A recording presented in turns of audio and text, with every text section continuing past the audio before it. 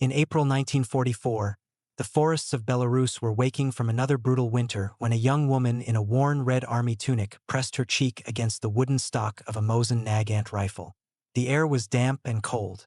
In the stillness ahead, she watched a flicker of movement, an enemy helmet shifting above the trench line. She exhaled, squeezed the trigger, and watched the figure collapse. It was her first confirmed kill. Her name was Roza Shanina, 20 years old, from a remote northern village.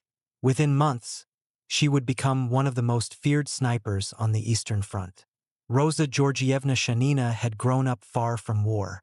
She was born in 1924 in the Arkhangelsk region, a land of forests, rivers, and long, dark winters. Her father, Georgi, had returned from the First World War disillusioned but proud of his service. Her mother, Anna, taught at the local school.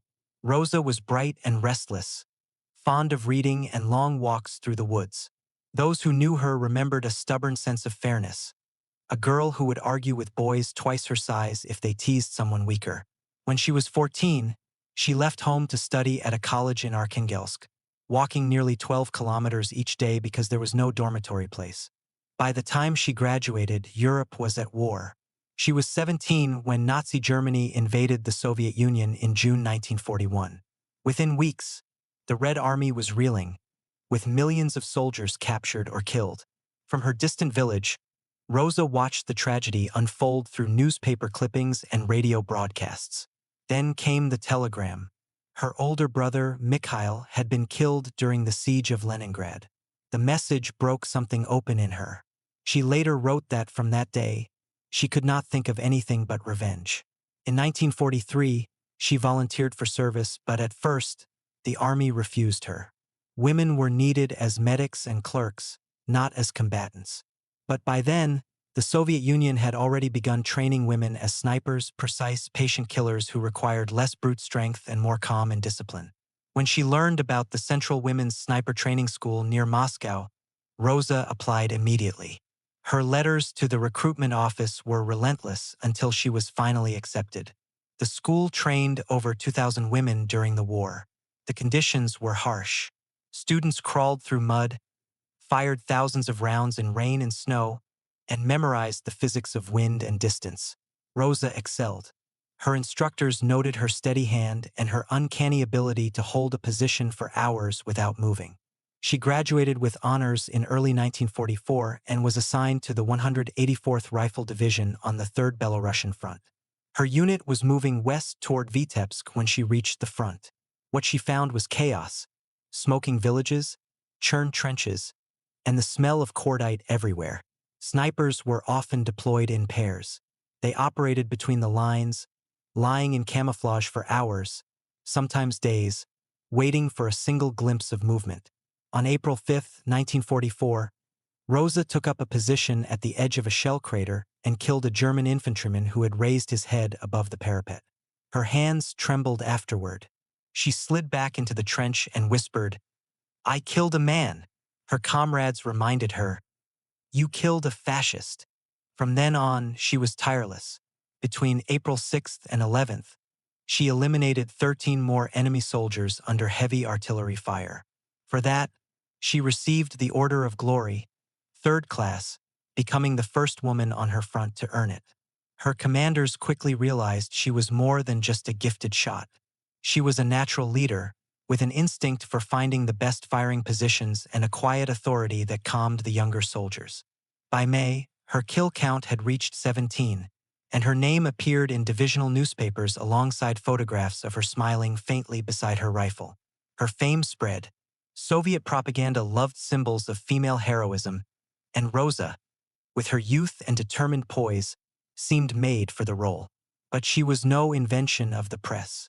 The diary she kept in secret, a small notebook filled with careful script, reveals exhaustion, doubt, and a profound melancholy. She wrote of sleepless nights, of friends buried in shallow graves, and of the bitter, metallic smell of gunpowder that clung to her clothes. She struggled with the idea that she had become good at killing, that the act of taking a life, even in enemies, was becoming routine. Yet she also wrote of a fierce pride, of a cold, hard sense of purpose. She believed that each enemy she felled might save one Soviet soldier, a brother, a father, a son.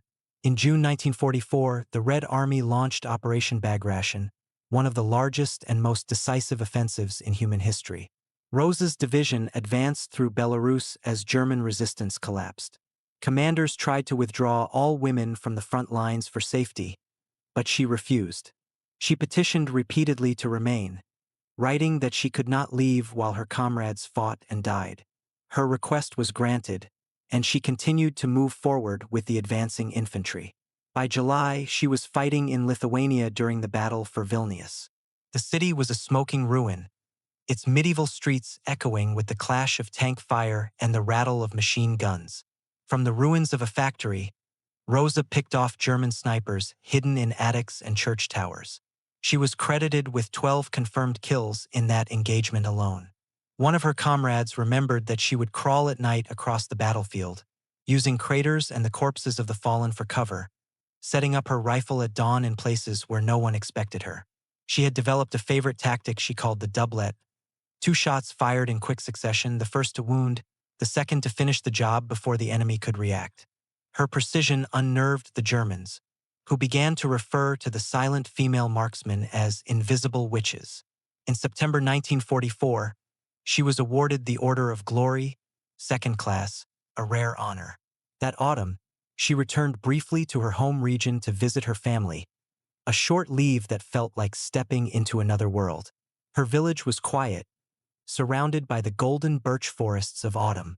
Neighbors celebrated her return, but she spoke little of what she had seen. She left behind her decorations and photographs so her mother could keep them safe, then returned to the front. By December, she was fighting again in East Prussia. The winter was harsh, the forests filled with smoke and snow. German resistance here was desperate, fanatical. These were not just soldiers. They were men defending their homeland, and the fighting was brutal. Casualties in her division were severe. During one engagement, she was wounded in the shoulder but refused evacuation, bandaging it herself and returning to her post. She wrote that she no longer cared for medals or even survival. "I have seen so much death that it no longer frightens me," she confessed in her diary. When the East Prussian offensive began in January 1945, Roza's unit was among the first to cross into German territory. The fighting there was unlike anything before. Villages were reduced to ashes, terrified civilians fled in panic, and the Red Army, remembering 3 years of unimaginable suffering, was driven by a terrible vengeance. Roza recorded in her diary that she pitied the German women and children caught in the maelstrom, but she could not forget what had been done to her own people. By then, she had 54 confirmed kills, possibly more. Canadian correspondents, reprinting Soviet dispatches, nicknamed her the unseen terror of East Prussia. But on the ground, she was exhausted, both physically and emotionally. Her letters home spoke of a deep longing for a normal life, a home, a family, the chance to study again. "If only I could return to Arkhangelsk and walk to class in the snow," she wrote. On January 16th, she noted that her unit was surrounded by artillery and mortars. "The Germans fire ceaselessly," she wrote, "and I cannot see the stars for the smoke." 10 days later, she was moving with an infantry column near the village of Reichow when a heavy barrage caught them in open ground. The commander of a self-propelled gun was hit. Roza, without hesitation, rushed forward under fire to pull him to safety. A shell exploded nearby, and hot metal fragments tore through her chest. She was carried to a field aid station, but her wounds were too severe. Witnesses said she remained conscious for several hours, her only concern being whether the wounded officer had survived. She died on January 28, 1945, aged 20. Her comrades buried her beneath a pear tree near the lava river, marking the spot with a simple wooden board. A few weeks later, her division moved west toward Königsberg. The war would end barely 3 months after her death. When news of her sacrifice reached home, the village held a memorial service. Her mother, Anna, wept silently but said she was proud. Soviet newspapers published her photograph again, this time under black banners. The young woman whose eyes had stared down German snipers became a national icon. But her diary, recovered by fellow soldiers and published 2 decades later, showed a more complicated hero. It revealed a girl who loved literature and classical music, who wanted to attend university, who wondered whether love was possible in wartime. She wrote of loneliness, of a fellow sniper she had admired, and of the gnawing question of whether killing could ever be justified. "I know I am useful here," she wrote, "but I wish no one had to do what I do." Those pages transformed her from a propaganda symbol into a human being. They revealed the private war behind the statistics, the fatigue, the fear, the moral reckoning. In one entry, she described a captured German soldier. "He is only a boy," she wrote, his face pale, frightened. "I thought of my brothers." In another, she confessed, "I am not a machine. My soul aches after every shot." Her story became part of the Soviet mythology of the frontoviki, the men and women who bore the incredible weight of the Eastern Front. More than 2,000 female snipers served in the Red Army, together credited with over 12,000 confirmed kills. Only a handful survived the war. Roza Shanina stood among them as the emblem of youthful courage and searing tragedy. In the decades after 1945, her name faded from official histories as the Soviet Union preferred collective heroism to individual stories. But among veterans, she was remembered as the girl who refused to stay behind the lines. Her letters circulated privately. Her diary resurfaced in the 1960s, sparking new interest. Streets and schools were later named after her. Modern historians describe her as one of the finest snipers of the war, a professional who learned to combine instinct with cold mathematics. Yet her greatest weapon, perhaps, was moral rather than ballistic, a conviction that she could protect others by taking the fight upon herself. The image that survives, a young woman in a field cap, her rifle slung over her shoulder, smiling faintly at the camera, captures the paradox of her life. She looks fragile, almost shy. Yet behind that face lay the discipline of a soldier who spent her last year staring through a telescopic sight, marking the difference between life and death in the space of a breath. Roza Shanina's war lasted less than a year, her life barely 20.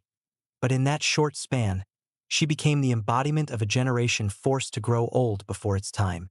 Through her diary, she still speaks of sorrow, endurance, and duty. In one of her final entries, she wrote, "If I fall, remember that I was among the first to go forward." Today, her story stands as a haunting reflection of what war does to the young, how ideology, patriotism, and vengeance can fuse into something both noble and terrible. She was a human being shaped by tragedy who found meaning in defiance, and whose courage transcends propaganda. Her grave lies in Kaliningrad Oblast, not far from where she fell. Each year, flowers appear there, left by soldiers who were born decades after her death. They come to honor a woman who showed that bravery can coexist with compassion, and that even in the machinery of total war, one person's resolve can still echo across time.